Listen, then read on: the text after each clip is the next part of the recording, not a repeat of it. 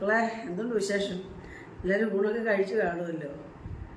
അച്ഛൻ കഴിച്ചു കേട്ടോ. അതുകൊണ്ട് അതിന് ഈ പാത്രത്തിലെടുത്ത് വെച്ച് ഞാൻ പിന്നെ ടിൻറ്റുവിനും രസമോൾക്കും കിട്ടുവിനും ഒക്കെ കൊടുക്കാനായിട്ട് അങ്ങ് പോയി. അതുകൊണ്ട് ഞാൻ രണ്ടാമതായിരിക്കുന്നത് കേട്ടോ.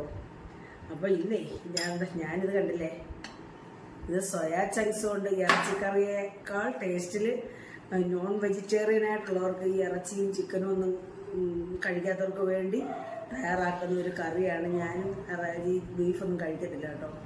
അപ്പം അതിനായിട്ട് ഞാനിത് തയ്യാറാക്കിയതാണ്. അപ്പോൾ ഇത് കണ്ടില്ലേ, റിച്ച് പ്രോട്ടീനാണിത്. അപ്പം നമുക്ക് വേറെ എന്തെങ്കിലും പ്രോട്ടീൻ ഇല്ലെങ്കിൽ ഈ ഒരു കറി മതി ഒരു ദിവസം. അപ്പം നമുക്ക് ആവശ്യത്തിനുള്ള പ്രോട്ടീൻ കിട്ടും.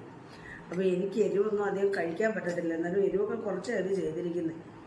പിന്നെ കണ്ട വെണ്ടയ്ക്കായ മക്കളെ, ഞാൻ ഇതിൻ്റെ വീഡിയോ പിടിച്ചതാണ്. പക്ഷെങ്കിൽ ഒരു 1-2 പേരോട് ചോദിച്ചാൽ നീ വെണ്ടയ്ക്ക ഉപ്പി പറ്റിക്കുന്നത് എങ്ങനെയാണെന്ന് കാണിക്കണേന്ന്. അപ്പം വീഡിയോ പിടിച്ചപ്പം വീഡിയോ കട്ടായി. ഇപ്പോൾ കണ്ടില്ലേ, കിളുകിളുപ്പ് ഒന്നുമില്ല, എണ്ണയൊന്നും ചേർക്കാതെ നമ്മൾ ഇത് വറ്റിച്ചെടുത്താണ്. പക്ഷേ ഇതിൻ്റെ വീഡിയോ മിസ്സായിപ്പോയി, ഞാൻ പറഞ്ഞില്ലേ. അപ്പോൾ ഇത് ചോറ് കഴിക്കാൻ നല്ലതാണ് കേട്ടോ. അപ്പോൾ ഇത് ഞാൻ മിക്ക ദിവസങ്ങളിലും ഇടയ്ക്കൊക്കെ ഉണ്ടാക്കും കേട്ടോ. വേറെ പച്ചക്കറി ഒന്നും ഇല്ലെങ്കിൽ ഈ ഒരു പച്ചക്കറി ഇത് മതിയല്ലോ നമുക്ക് കൂട്ടാം. പിന്നെ മത്തി, അപ്പോൾ നല്ല വലിയ മത്തി കിട്ടുന്നുണ്ട്, നല്ല സൂപ്പർ മത്തിയാണ് കേട്ടോ. അപ്പോൾ ഇത് ഒരു കഷ്ണം എടുത്ത് ഒരു ശക്കലിൻ്റെ ചാറ് കൊടുക്കത്തേ ഉള്ളൂ.